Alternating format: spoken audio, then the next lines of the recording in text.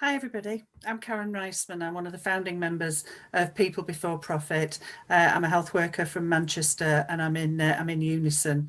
This is our rally today as part of International Workers' Memorial Day. And I think that we have loads of excellent speakers for you tonight.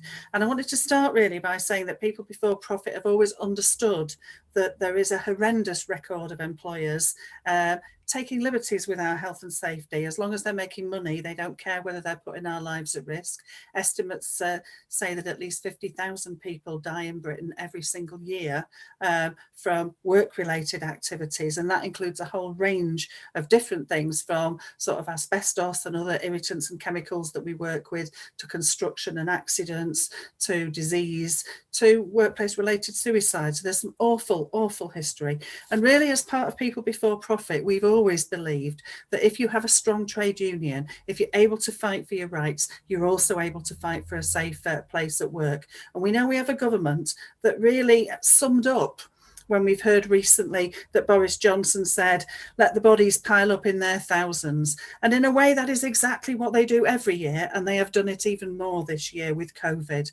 So we've seen the neglect, the willful neglect that they have of managing COVID, time and again, trying to sort of squeeze the tiniest extra bit of profit out before they bring in lockdowns, before they put test, track and trace into anything that works in the public sector, insisting on it being something that we make money of and doesn't, that they make money out of, and fails us, and in fact them as well, as the economy goes further down the pan. And as it goes down the pan and more of us die, they end up wanting to make us pay for the mess that they've made. And we now see a whole set of employers using fire and rehire, using 0% pay rises from the government to private employers as well. And I think what we've always had a threefold way of saying that we need to tackle this. We need to have absolute solidarity with people who are out on strike, and we have a website which has got all the details on where you can find out about all the current disputes and find out what you can do, where you can send messages of support, where you can send donations, how you can get speakers for your branch. But we also are wanting to encourage other people to learn that you can take action too, and you can win a better workplace, a better working life, better health and safety. The other thing we do is that we want to fight sort of for the services that we work in. We want to fight whether it's the health service, whether it's local government, fire services, or all the other services that we need, whether it's climate change, and say that, you know, that if there isn't a job in what you do at the moment, why can't we look at the climate jobs, which is something that desperately needs to be done in order to give people decent jobs on decent pay with decent skills.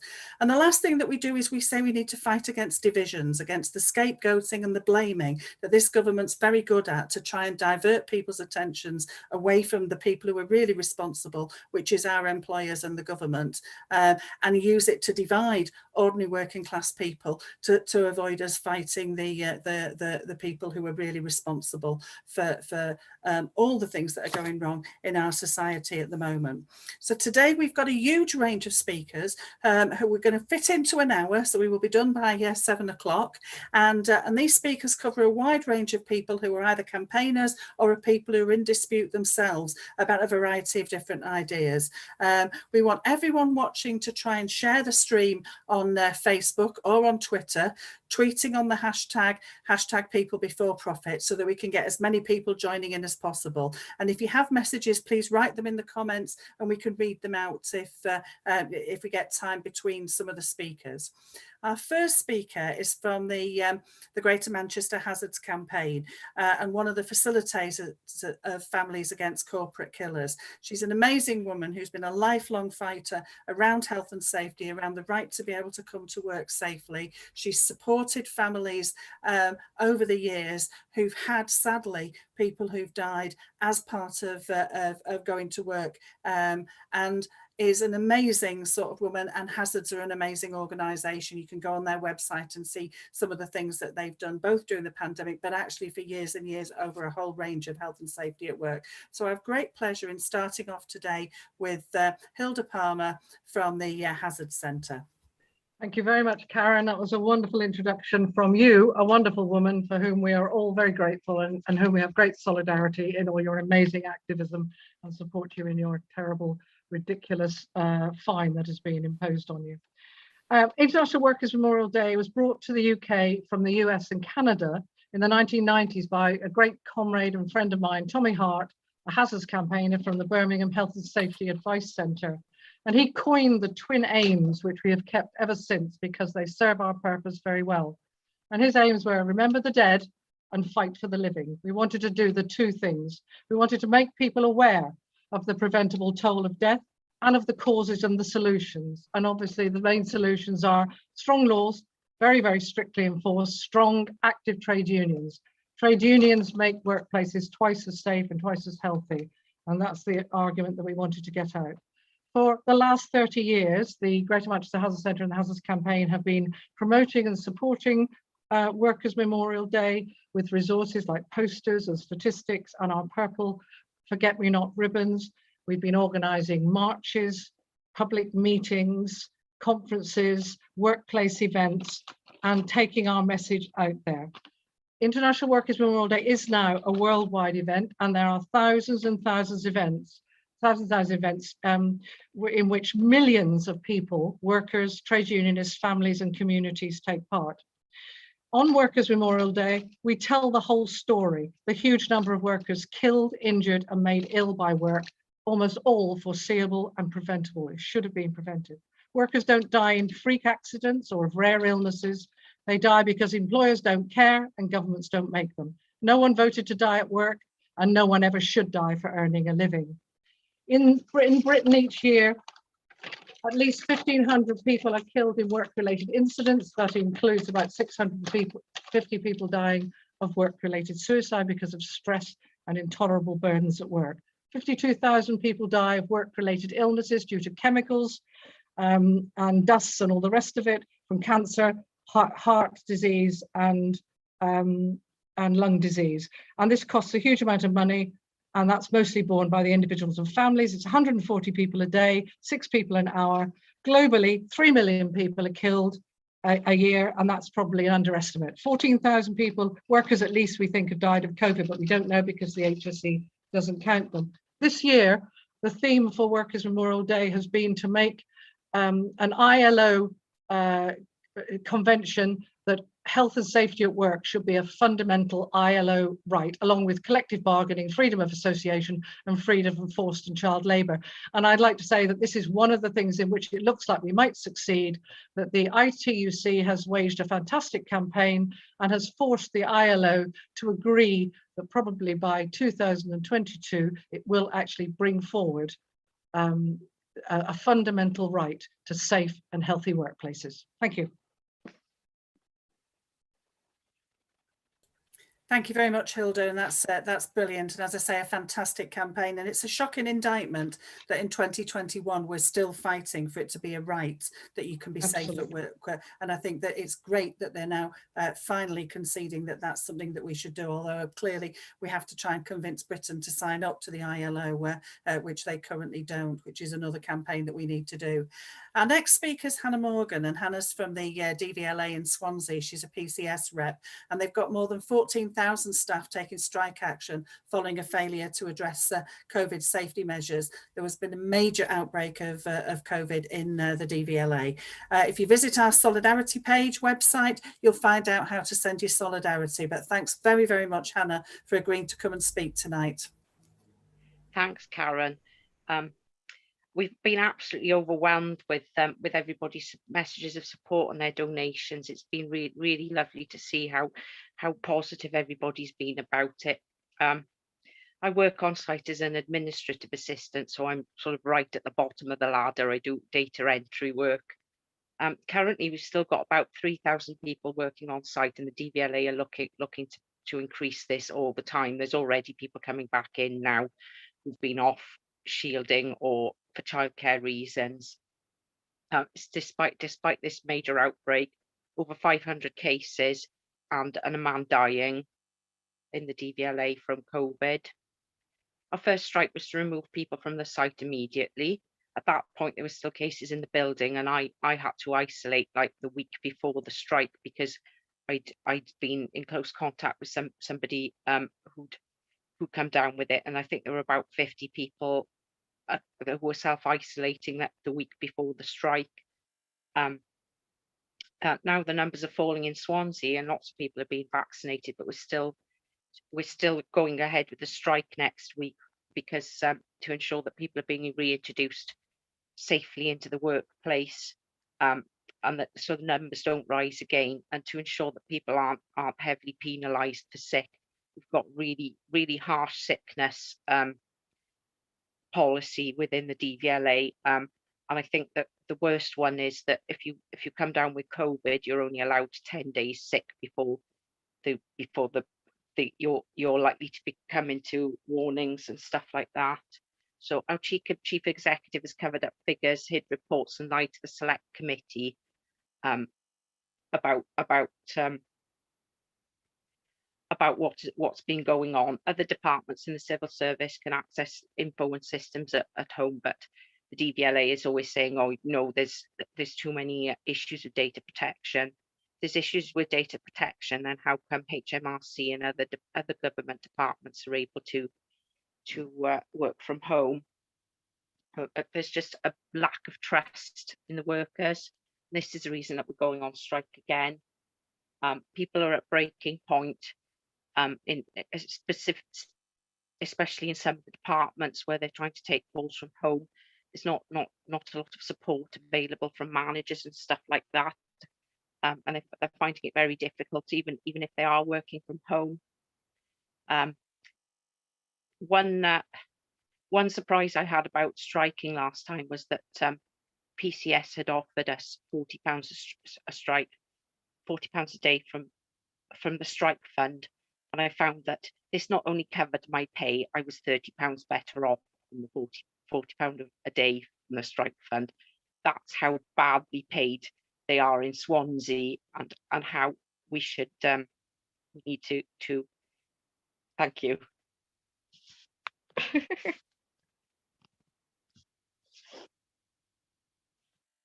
Still forget to unmute. That's really brilliant, Hannah. A fantastic fight that you're fighting there, and it's outrageous what they're doing. The idea that they can sort of force people back to work by limiting your sick pay is what's led to a huge number of the super spreading events that have taken place, and it's really good that you're fighting and resisting that. You can access via our website how to offer solidarity, how to send messages of support where to. And as Hannah said, it makes a real difference when you're out on strike, when you get those messages of support and you feel like you're not alone, especially during COVID, where it's harder for people to offer some of that in-person solidarity. Sending messages and making sure that you send those donations through. You can go on our website to find out where. There's another dispute coming up now where you can also send your messages of support, and we've got Lee Simpson, who's the Vice Chair of the Unite branch at the Go Ahead Northwest branch buses here in Manchester. Here we've got hundreds of bus drivers who are on their 9th week of all-out strike against the fire and rehire attacks on their contract. Please donate to their strike fund so that we can beat back the cynical attempt to use the pandemic to attack workers' wages and conditions. Thanks very much, Lee, and thanks for coming tonight. Yeah, no problem. Yeah, I'd just like to speak on before actually the COVID. They were actually planning this termination and re-engagement. The company actually took over in 2019 and appointed the director in about October, who started work then on when COVID really no one knew anything about it. He started the changes then.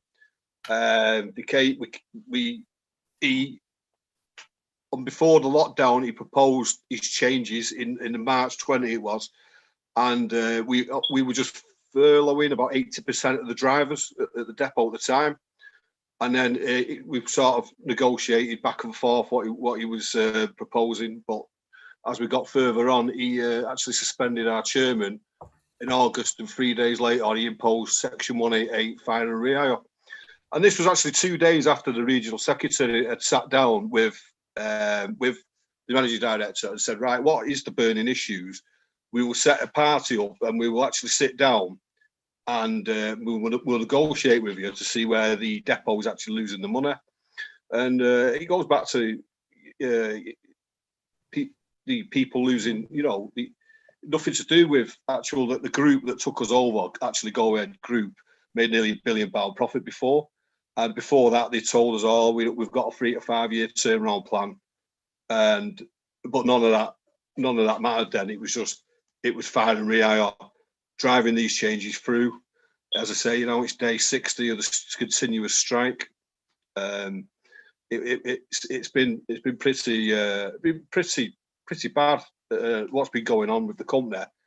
The section 188 that stands is just driving a coach through our terms and conditions.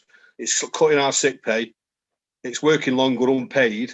No, it's very clever if you've seen anything in the media about how they've implemented this, because they basically got lads in on their own. They actually negated the union out in the talks. You weren't allowed a representation, and they told you to sign in 7 days, or basically that's it.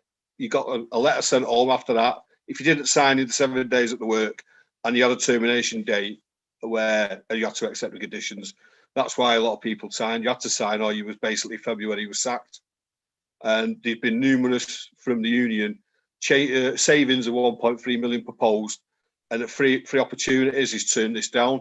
After he walked away from talks in the January with us, and then re-engaged the 188, and here we are at day 60.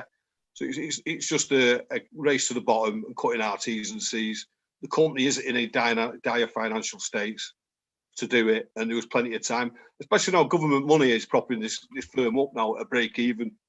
You know, so it's just a despicable act. There was no need to do it. It wasn't like we was digging in and saying no change. We realised, and we was more than happy to. Thanks for listening. Thanks, Karen. Brilliantly.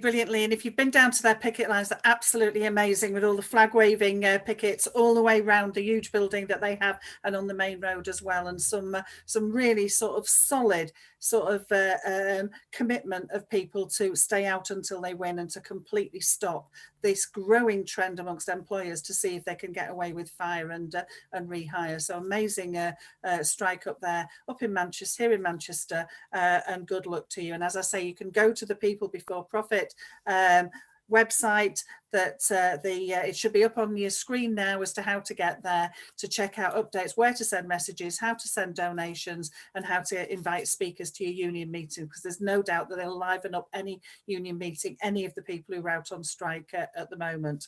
Our next speaker, again, is from Manchester. It's Izzy Smithemen. She's a student, and she's currently occupying the Samuel Alexander building at the University of Manchester. Students have been absolutely appallingly treated during the pandemic, and it's become absolutely clear that universities are money-making machines, and they're not there for education as their priority. And students are absolutely right to fight back, and they're an inspiration. So thank you, Izzy, for coming to speak to us today.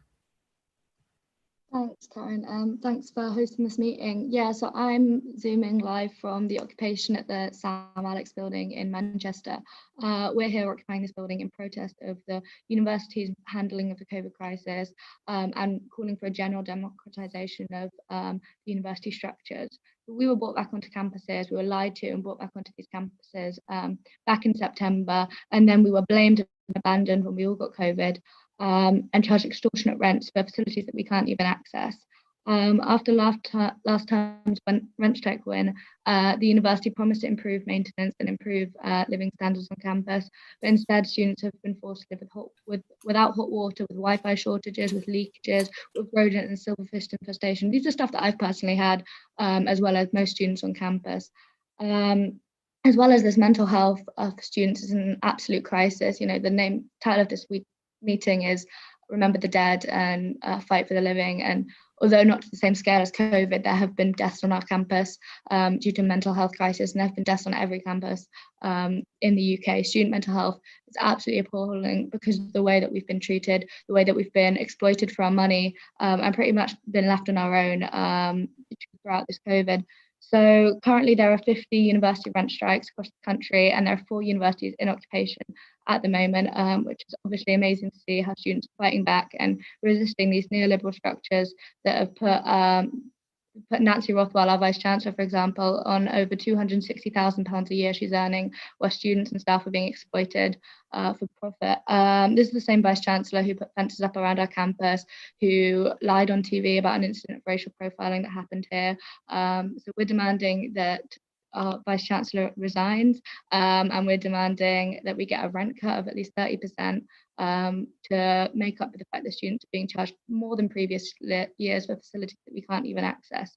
If you want to hear more about this, we're at 7 p.m. just after this meeting going to do a live stream from the People's Assembly page on Facebook. You'll be able to hear from this university, from this occupation, and also occupations at Sheffield, Hallam and Nottingham University.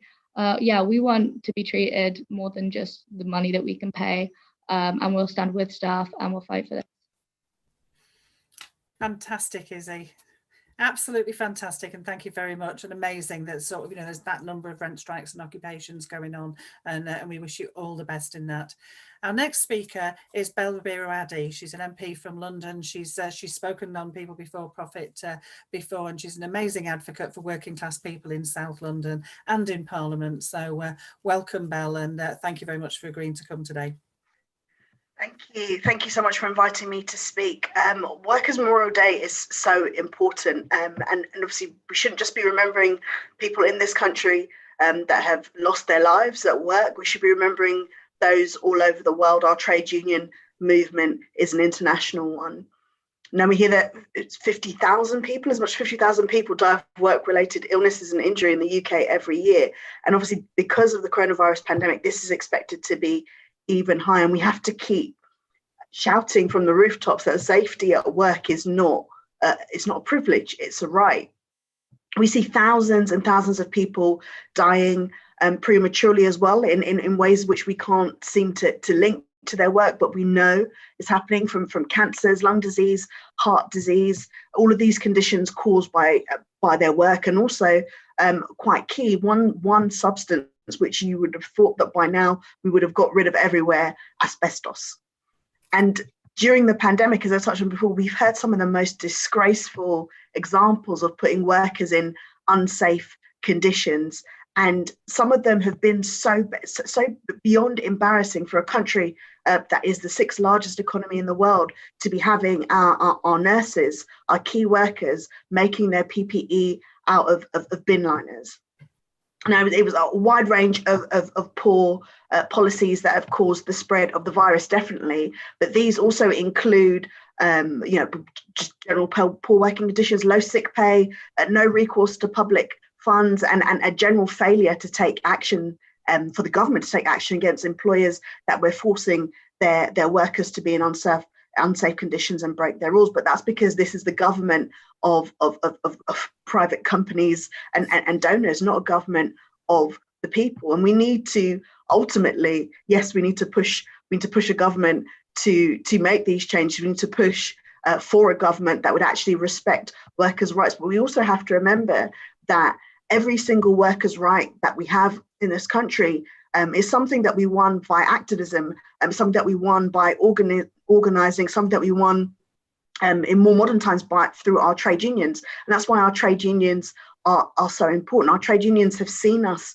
through this difficult time. They have been the ones that have pushed for us, pushed for furlough when we need it, pushed for safer working conditions when we needed it, and just challenge the government every step of the way through this pandemic. And we can see that because they have been so successful over the years, and because they have been pushing the government at this time, we see an even further bigger clampdown on our trade unions and our activism from this authoritarian government. And we need to make sure that we resist this at every single opportunity, because there is so much more that we have to come up against. And if we do not have the freedom to do this, if we don't have the freedom to speak, if we don't have the freedom to protest, if we don't have the freedom to stand up as trade unions, to stand up as activists, and to challenge some of the disgraceful predicaments that we're put in as workers and just generally as the public, losing our voice in that way would be an absolute travesty, because that is what has brought us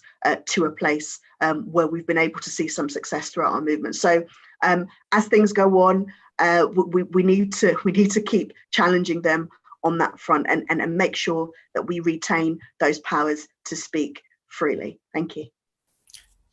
Thank you very much, Belle. Absolutely true. And we send all our solidarity to the people in India and around the world. Some of the pictures and the horrendous impact of a government like ours that neglected and turned its back on ordinary people, turned its back on the services, and the awful way that people are dying, begging to be let into hospital without the oxygen, without the care that they need, is outrageous. And many of them will have caught that in work, and certainly working in the health service, whether it's there or here, we still haven't got the proper equipment that we need. So thank you very much, Belle.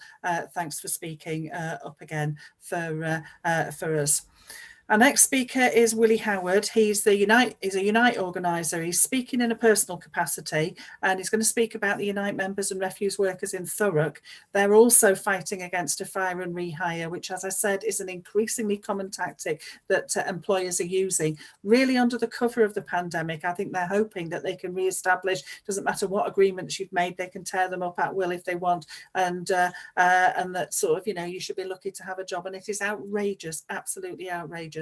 So it's great to have Willie here to be able to speak about that, because we have to fight for every instance of fire and hire and put a stop to it so that it doesn't become the new norm.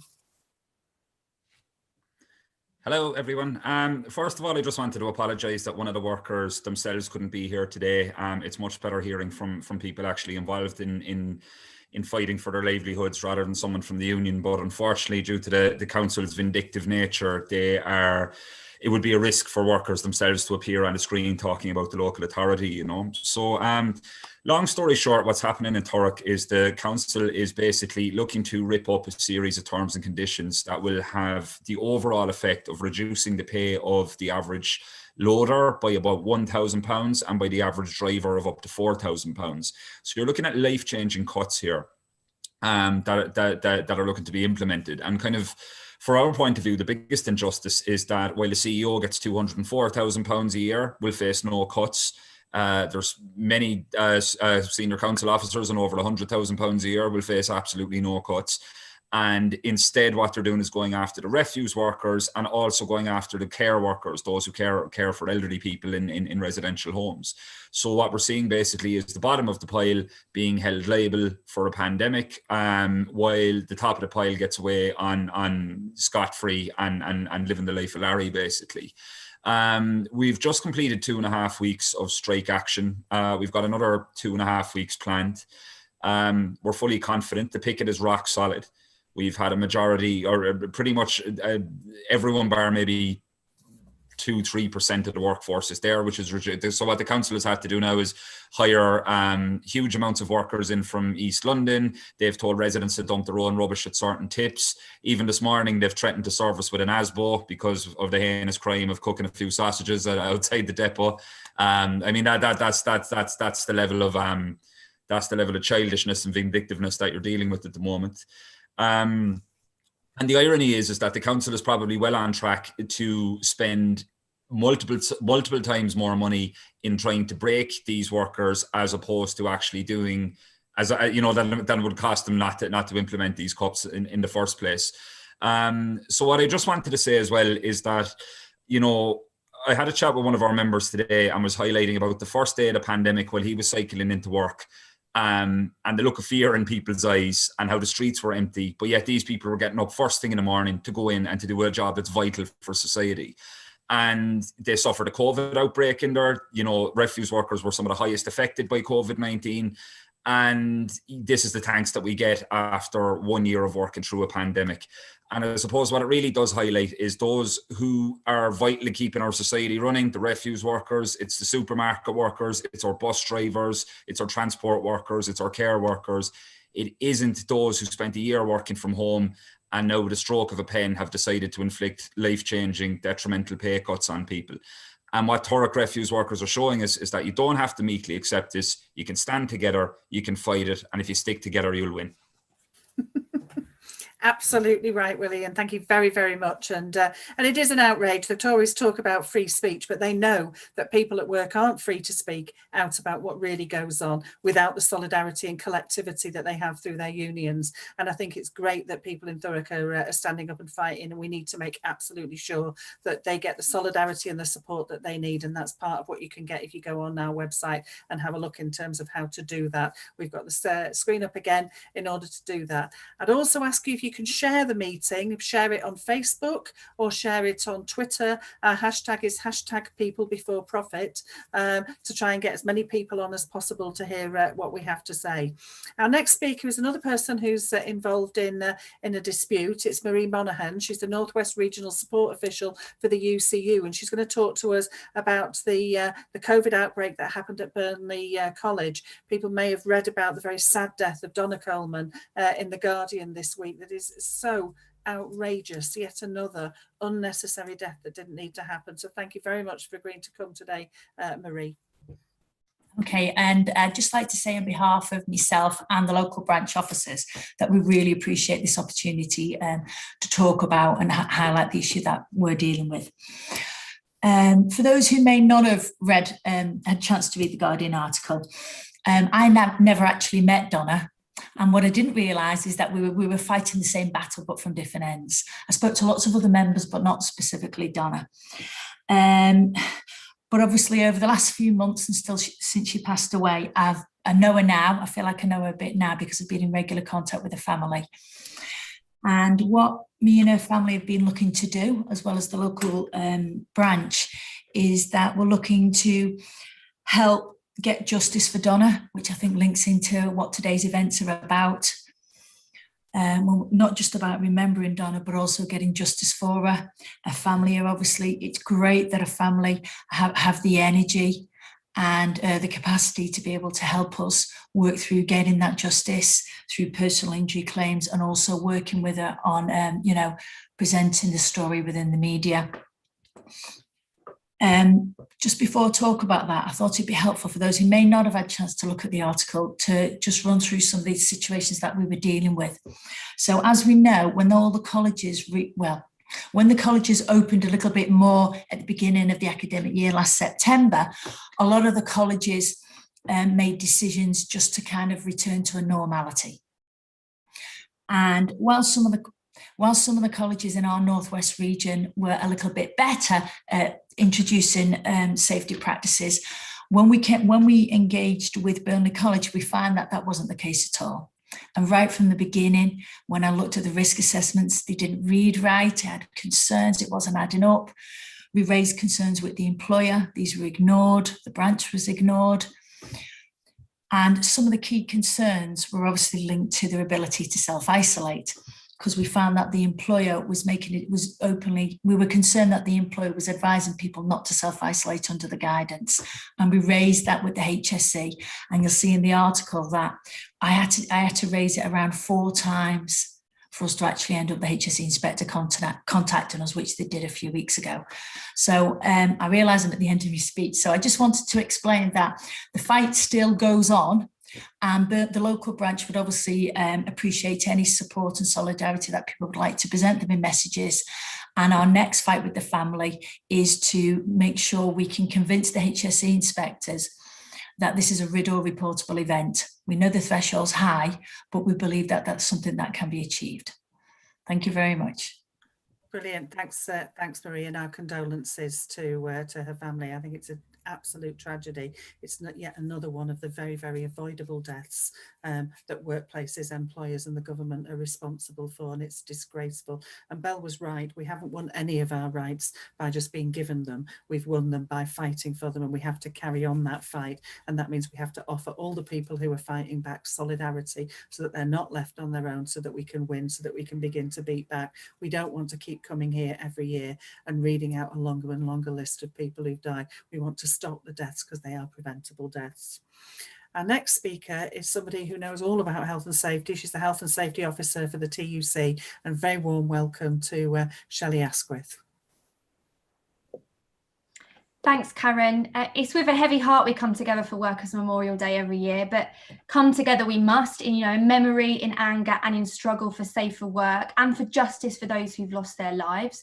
The official health and safety executive figures say 111 people died from fatal injuries at work this year, but we know the real figure is far higher. An estimated 50,000 people in Britain lose their life to work-related illness or injury every year. More die at work than die in wars. And I know, this year, many of us are thinking about those who've lost their lives to COVID, who were likely exposed to the virus at work, like Donna Coleman, who Marie spoke about, or like Ranjith Chandrapala, a London bus driver who died from COVID while bus workers in their union made repeated demands for further steps to keep them safe. I joined his daughter this morning alongside other bereaved families as we came together to demand an inquiry. Make no mistake, without unions, those death tolls would be far higher. We know that workplaces with recognised unions, and safety reps in particular, have fewer injuries, illnesses and deaths. It's unions that make work safe, and we have to, because too often bosses would rather put business interests ahead of health and safety. But there are others we mustn't let off the hook, like the absent regulator, which we've just heard about, the HSE. It's dished out fewer enforcement notices in the year of a pandemic. It's failed to prosecute a single employer over COVID safety failings, and it's failed to classify COVID as a serious workplace risk. And of course, this government. 10 years ago, the Tories launched a red tape challenge to strip back health and safety legislation. Now they're led by a man who allegedly said, "Let the bodies pile high." Well, take a look around, Boris. They were already piling high. 50,000 a year in Britain dying from work. That's before you count the 15,000 working age deaths from COVID, because you refused to offer sick pay. You failed to provide the right PPE. You sent shielding workers back too soon. This is a murderous government we must never forgive. And I know that in memory of every brother and sister lost too soon, we will never forget and we will never stop fighting. As we come together tonight, I'm heartbroken for every family member, friend, colleague who's lost someone that they love, and I'm angry because as trade unionists, we know that many of these deaths were preventable. Many of those lives lost could still be being lived were it not for failings by bosses, regulators and government. But we turn that anger into organisation, ensuring every worker is unionised, every member is organised, and every rep is supported, especially in the face of victimisation as they fight for safety. We salute the brave workers who come together to take action. The union health and safety agenda is a matter of life and death, and we'll continue fighting for nothing less. I'm proud to be with you in the fight. Solidarity. Brilliant. Thank you, Shelley. Couldn't have put it better. That was amazing. Thank you very much.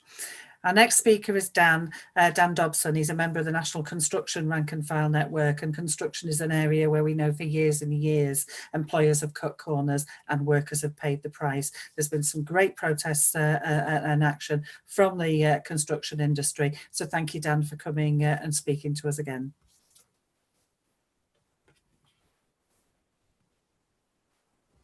Have we got Dan? Looks like he's just cut off. I'm going to move to our next speaker because I think there's a problem with Dan's line where he seems to have cut out. Our next speaker is Valencia. Louis is the president of the Cleaners and Allied Independent Workers Union. He's a furloughed cleaner in the City of London at a company where staff are being victimised and they're threatened with being made redundant tomorrow. So thank you very much, Louis, for coming along and speaking to us today. Oh, thank you for inviting me to this meeting. Yeah, I'm representing the guys from Broadgate States, which we are being victimized because of we raise a concern about health and safety, especially about coronavirus, to our account manager. And since then, some of our colleagues have been dismissed because we raised that concern, and now we are facing redundancy. We are on tomorrow we'll have our last meeting, the third meeting, and I've been victimized because I'm the more active and the guys who speak for all the others who can speak the language, even though my English is not as good as yours guys, but I try to do my best. And yeah, we are facing redundant. It's a very wealthy client, and they said because of footfall and because the closed-down areas, they're already open everywhere. And it's, as I say, it's a very wealthy client and next to Liverpool Street. And it's owned by British Land, which is a huge company who owns, who got billions of pounds. And yeah, I think it is unfair. And we are protesting almost every week, trying to stop this, but they are not listening.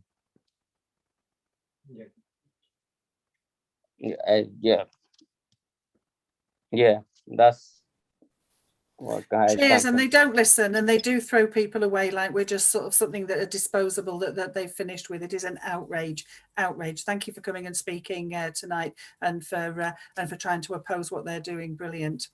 Our next speaker is Daniel Kebede. Daniel's the Senior Vice President of the National Education Union, who did an amazing fight twice in the last year in order to try and prevent the government from reopening schools at a point that would have led to even more deaths than the deaths that we've had. So the resistance that them in education have shown have been amazing. And thank you very much, Daniel, for coming and speaking tonight. Thank you, Karen, and thank you very much for having me here to represent the NEU. I want to just start by saying thank you to everybody who has supported us over the past year, so that we have been able to defend our schools, our communities, and our children as best we can throughout this pandemic. As Shelly said, we do have a murderous government, and the only thing that can defend communities and workers and families from a government that does not value the lives of ordinary people is an organised trade union in the workplace. So thank you, just sincerest thanks actually for all those who supported us over the past year. But the struggles are far from over actually. It's nice being back in school. I love being back in school, and I love teaching, being with the young people. But we've actually got another fight on, because there's a desire to return to the old normal, to return to Ofsted, to return to ruthless accountability regime that drove the mental health of teachers into the ground. There's a desire to return to primary assessment. You know, 4-year-olds being tested in September. This isn't what our children need. Our children need support, they need care, they need an environment that allows us to deal with the child as a whole, holistically, not only in terms of their academics, but also in terms of their mental health and their well-being. So we've got to resist that new norm. We've got to resist not the new normal, but a return to the old normal, because actually the old normal wasn't working either. You know, we need that supportive environment, but what are we seeing? Seeing schools like Pimlico Academy with racist uniform policies that are disproportionately excluding Black children, Gypsy Roma traveller children, poor children. We need to develop a new education system. An education system that does away with the privatisation and marketisation of education. But I do want us to just sound the alarm actually about child poverty. We've been very grateful for Marcus Rashford leading the opposition, winning free school meals for children. But you know, we've got so much more to do. We have 4.2 million children living in poverty this year, but we've had a 20% shrink in the economy. We're expecting that 4.2 million to rise to 5.2 million. It can't go on. We have to fight child poverty with all that we've got. And I'm going to paraphrase Darker is How. We're not going to oppose child poverty just for moral reasons. Of course, child poverty is horrific, but it damages not just the child, but it damages all of us. The doctors, the scientists, the artists that could have been but are lost because of this political choice. Child poverty adds to the tragedy. So please, let's sound the alarm for our children. Let's organise in our communities and in our workplaces and build a society where child poverty doesn't exist. So thank you, Karen, and thank you people for it. Thank you, Daniel, and thank you to the National Education Union members who really have fought an amazing fight to resist some of the worst that the government has thrown at them, and you're right, the fight goes on. I mean, the idea that they can deprive people of £20 a week when the leader, the Prime Minister in our country, can think nothing of spending £800 for one roll of wallpaper, just gives an indication of the sort of us and them world that we now live in, that we need to fight to oppose and stop. Our next speaker is from another dispute that involves, again, fire and rehire. It's Callum Howell, who's from the Goodlord dispute in East London. They've been on indefinite strike against fire and rehire for, they're in their 10th week now. So great pleasure in asking Callum to come and speak to us. And if you want to know how to offer solidarity to any of the people in disputes, you need to go to the People Before Profit website. We will put we'll put it up now, in fact, so that you can see how you can donate, how you can send messages of support, and how you can invite people to the meetings, because it's really important that the disputes that we have on at the moment, that we do make sure that they absolutely have the maximum security from all working class sort of organisations and individuals that we have, in order to ensure that they're victorious. So thank you very much, Callum, for coming tonight. Thank you very much, Karen. Yeah, so me and my colleagues work for a company called Goodlord. Goodlord is a prop tech startup that was founded in 2014 or so. We were all hired to work in the London office at various points over the past few years.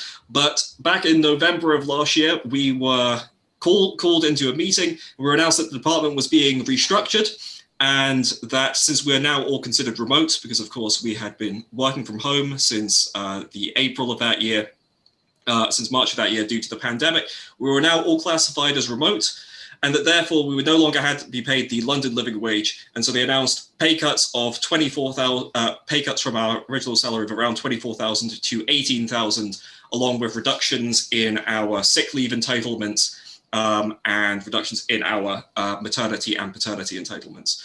And we can either choose to accept these conditions on new permanent contracts, or we could be unemployed from January, or with the possibility of a 3-month extension to the end of this month.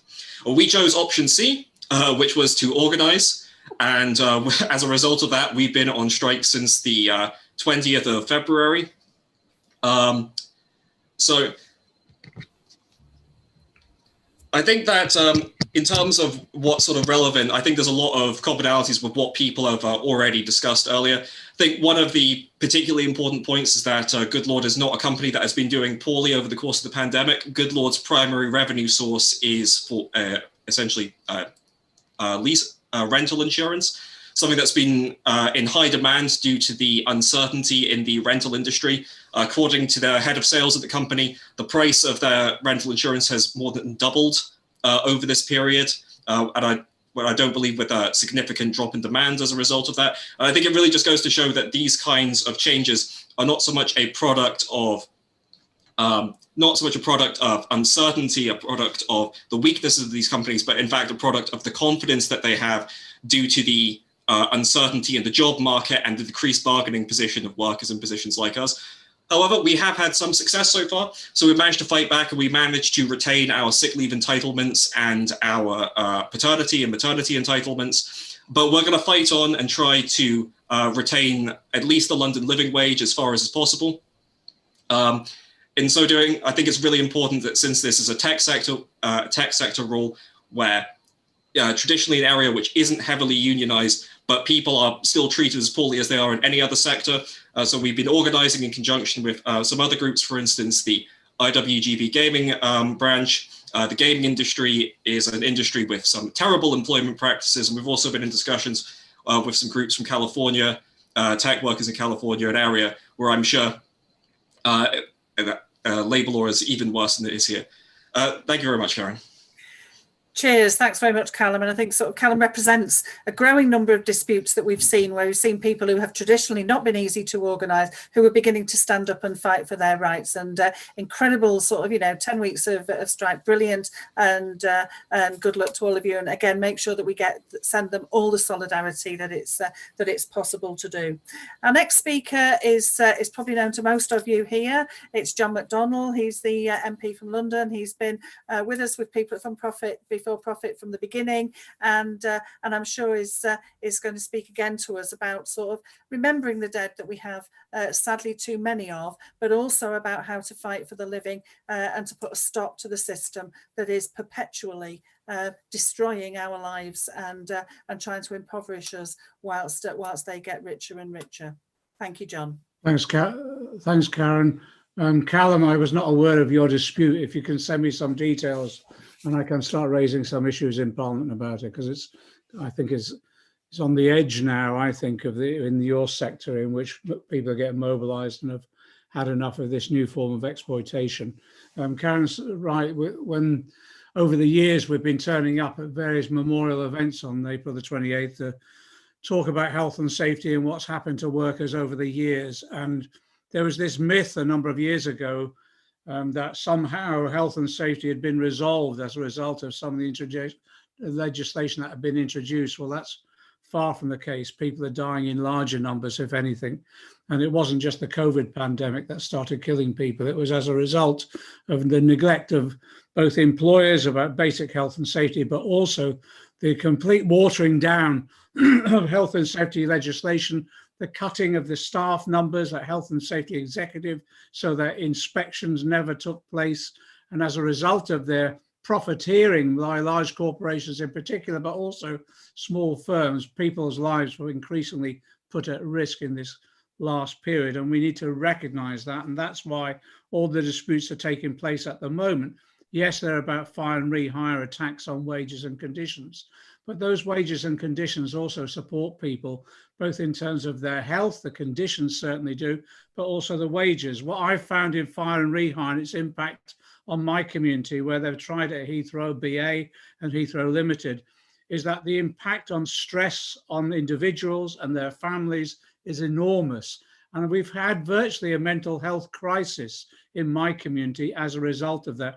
And people don't seem to appreciate the sort of pressures that are placed upon people when they're faced with something like a third of a cut in their wages in an area like mine with rent so high and house prices so high. Whole families I had working at the airport who were threatened with the loss of wages on a significant scale or loss of jobs. It was a threat to their very existence where they could keep a roof over their heads. We need to take into account the mental health crisis. Finally, in the last minute that Karen has given me, can I just say, I've come from a discussion just now at the People's Vaccine Campaign. We've got to recognise the other threat to life at the moment, and that's as a result of particularly this government at the moment blocking the World Health Organization's technology access pool that they've set up to share technology. This government also refusing to participate in the discussions around suspending vaccination patents as well, but also refusing to support the local manufacture of these drugs and vaccinations as well. From the figures we've seen from the People's Vaccine Campaign, 1 in 10 in most of the poor areas of the world, particularly Africa and Latin America, next year, only 1 in 10 will be vaccinated. And that's because of the monopoly that there is in big pharma. That's an issue we need to campaign in international solidarity for. Thanks, Karen. Thank you. And you're right, it is an absolute disgrace, the huge profits that people are making out of restricting the vaccine to people who desperately need it by charging through the roof for it in order to maximise their profits. And I just think, what sort of world do we live in where time and time again the need of people who are already multimillionaires want to become multi-billionaires? And I just think there's something fundamentally wrong, and you see the consequences of it with the people that we're talking about internationally as well as in UK today. And you're right, we need to put a stop to that. 37 billion wasted on a privatised test and trace system, and what you think of what 37 billion pounds would do just to the disputes that we're and the people that we've talked about in the room tonight. So really glad that you've been able to come and speak to us tonight. Our next speaker is Donny Gluckstein. Donny's from he's a further education lecturer. He's one of the EIS FELA national bargainers. And today those union members are celebrating beating back a fire and rehire attempt of Scottish lecturers following a series of strike days, and more were planned for this week. So I think it's really good news to be showing that it is possible to go on strike. It's possible to beat back fire and rehire. So it's really warm welcome to Donny. Thank you. Thanks. Yeah, and first of all, greetings from Edinburgh, People Before Profit. We were down in Princes Street Gardens today laying wreaths, but I'm here as an FE lecturer. We were out on strike, 5,000 of us across all 26 colleges in Scotland. So it was a national strike, and it was basically over the fact that they wanted to replace us with people who get no preparation time, no marking time, no limit to class contact, and we had to stand up and fight. And in one place, they got that by fire and rehire. And we wouldn't have won if it hadn't been for solidarity. We've never had a strike in the pandemic before. We learned how to get the ballot and beat the Tory threshold from UCU Heriot Watts. They managed to fight off 135 jobs by using the get the vote out system. So we learned from that. We'd never struck in a pandemic before. We learned by going to the People Before Profit pickets at Barnoldswick and Brighton. That's where we saw how to do it. And on the basis of the ballot results and on the basis of the strike action, we were out. And it was escalating strike action, all out, escalating, and we weren't going to go back until we won. This wasn't spasmodic. We keep going till we win. And we have. How did we win? Well, part of it was politics. Scotland's going through a general election at the moment. We have hounded the politicians at every single hustings we could get to and asked them the same question: who should be teaching in the colleges? It's lecturers, isn't it? And it got to Sturgeon and it got to Swinney, her education minister. And in the end, they put the pressure on the employers. And today the news came through, the deal that basically stops all this is in. Now, Forth Valley, which is where they brought in the fire and rehire, are not waiting for the paperwork to come through. They're still on strike, because they're not going to wait for a day or a week or whatever it takes. So the battle is on. And all I can say is this is a victory, not just for the lecturers, a victory over fire and rehire. This is a victory for working class youth. This is a victory for public services over austerity. And there's a simple message for fighting over health or jobs or anything else. The difference is striking. Thank you. Absolutely, absolutely. If we want to protect our livelihoods, if we want to protect our jobs, and if we want to protect our services, we do know that it's the workers who have to act collectively, and we have to guarantee that solidarity so that when they do act, that they are able to win. And I think a fantastic victory up in Scotland of the lecturers there. So that's a great contribution. Thank you. Our next speaker is Moyra Samuels. She's a housing activist with the Homes for All campaign, and she's a campaigner for justice for Grenfell. Thank you for having me on this really important meeting, and solidarity to everybody on the call tonight.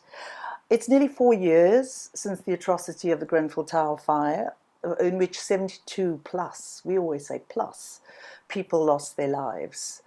And amongst them were health workers, teachers, care workers, transport workers. I know Unite lost 8 members, and many who we now call essential workers. They lost their lives, we know, because of decades of deregulation, porous safety regulations, a lack of political will of this government to implement the Lakanal inquiry recommendations. And on top of that, we have the corporates who the inquiry called crooks and killers. The corporates who did misleading marketing, the corporates who falsified certificates in terms of the safety of the materials that was used on those buildings, that lied. Those are things that have become blatantly obvious to all of us who've been impacted by this fire. And that is why those corporates, we are calling for them to be named and shamed. They are Kingspan, Celotex, Arconic and Ryden. And we believe that no local authority should use any of those products or the services on any public funded building.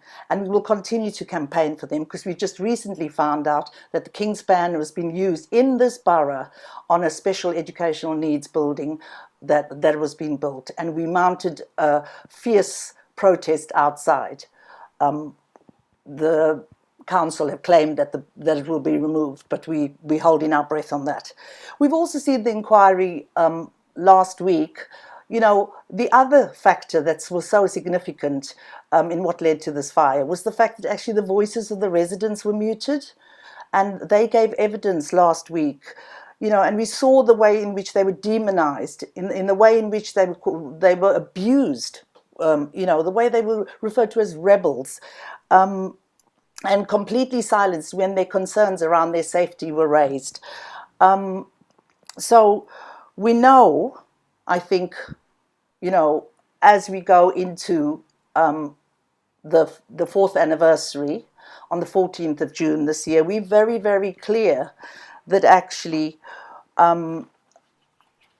we will be remembering those of our loved ones, those of our neighbours, those of our friends who were killed in what we call social murder. We will be remembering those, but we will also be very, very clear that it's not the inquiry that is going to give us justice, but it will be the solidarity of the trade union movement, the solidarity from construction workers, the solidarity from people who are campaigning for safe and decent homes, and for all of us who believe that we need to put people before profit.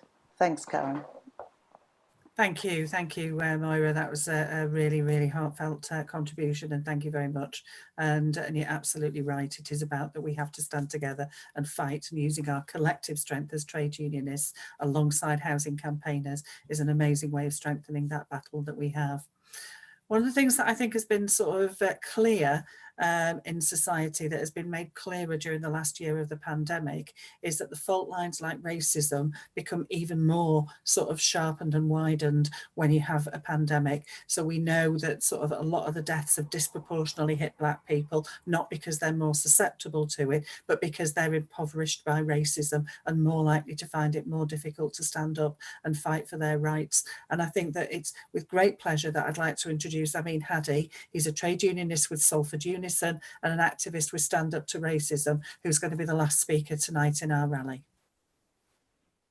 Thank you, Karen. And greetings to all, and solidarity on International Workers' Memorial Day. It is so important that we remember the dead and fight for the living. But I want to talk really about the fact that what we found out is that this government and governments across the world that seem to be run by right-wing authoritarian governments have suffered the worst due to COVID. It's interesting because in Stand Up to Racism, we've talked about the threat of the far right and right-wing populist governments, the threat of the growing rise of fascism for a number of years now. But it's interesting that these people that are part of this sort of political class are the ones that have suffered the highest death tolls. Donald Trump in America, Modi now in India, Bolsonaro in Brazil.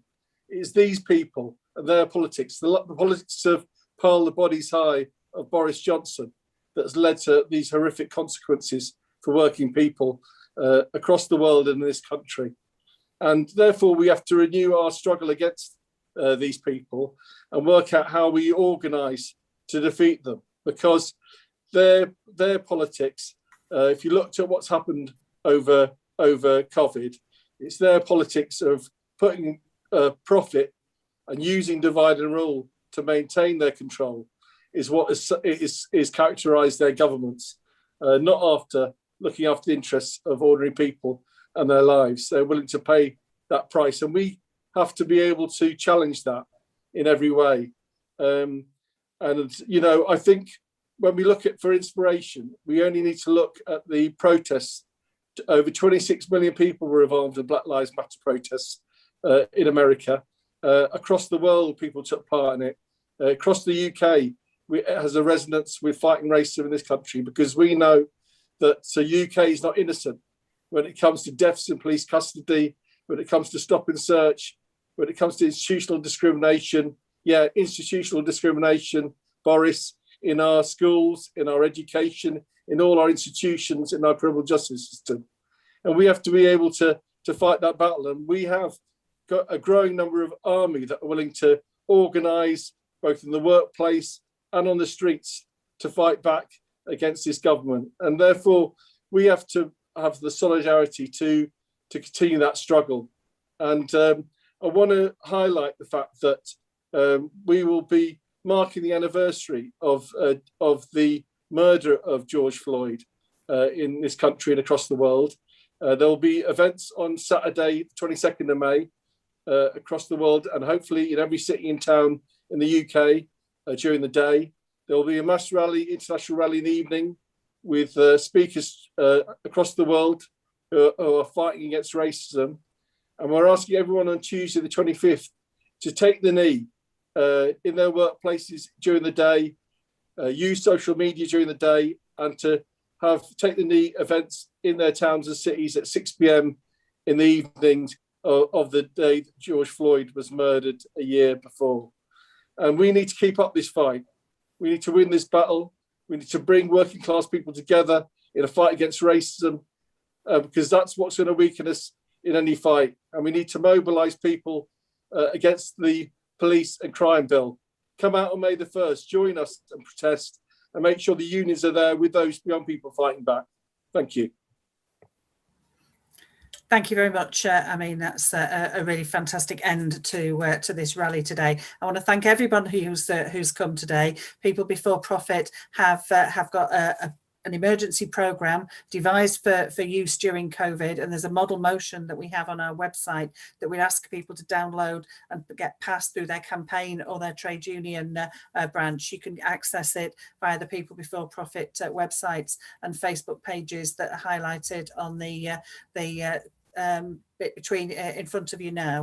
And I think that it's important that we do link those fights up. We live in a system, today's International Workers' Memorial Day, and across the world we see employers and we see governments not care about workers, not care about whether we live or die, as long as they're making money. And that's for them the bottom line. And for us, it's not our bottom line. Our bottom line is about people. It's about ordinary people's needs, about the huge bulk of people who actually make the wealth in the world that we live in. And we have to use our power collectively in order to fight for the world that we actually want. And that means we have to fight for health and safety, be it COVID or other health and safety issues. We have to fight for jobs. We have to fight for terms and conditions. We have to fight for the services that we work in. We have to fight to stop the divisions that make it harder for us to fight for those things. So we have to fight against the racism, against the sexism, against the homophobia, against the British sort of nationalism that are all about trying to create divisions between working class people across the world. And I think we say that for anybody who is fighting back, we need to offer them absolute full solidarity. There's a list of who to donate to, there's a list of where to send messages of support, and there's a list of how you can get speakers into your branch meetings on our websites, on the Facebook page. Please do use them so that we can maximise that solidarity. But we also need to take more action ourselves. The more people that act, we have never won a right without fighting for it, and we need to up the number of people who are fighting. George Floyd's murderer would not have been found guilty had it not been for the mass protests that exist. I'm not surprised our government wants to clamp down on protests, because they know how effective it can be to make us feel our collective strength. I was given a £10,000 fine, which I'm going to challenge in the High Court, because I think that's an attempt to try and deter people from protesting. We need to be out more than ever collectively. And on the anniversary of George Floyd's death, it would be great if we could get people in workplaces up and down the country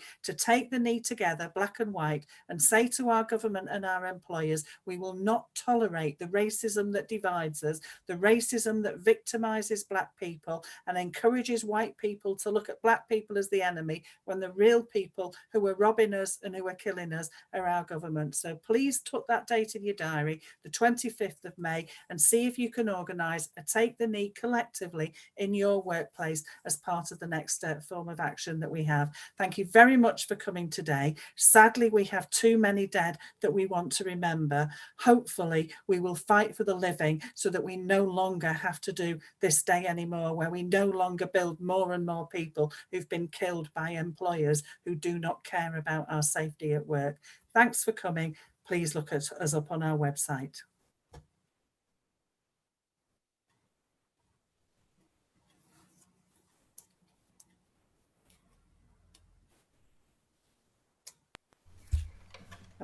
We will. Dear Master, not my PM, Hayden, Eden works so well for him. control the virus, they dare to say, when the highest death toll in Europe is the UK. We remember the dead and fight for the living. Remember the dead and we fight for the living. You spent 3 million when you sent out your letter, but a pay rise for nurses, that might have been better. Protect the NHS, they dare to say, when they cut our services and health workers pay. We remember the dead and fight for the living. Remember the dead and fight for the living. See, I don't believe in a great British spirit, and I don't accept we're all in it together. If Johnson and Prince Charles did get infected, then it begs the question, why are they getting tested? We remember the dead and fight for the living. Remember the dead and fight for the living. The teachers are right, no return to school, and the kids understand catching COVID ain't cool. So how can they say stay home and save lives when they're trying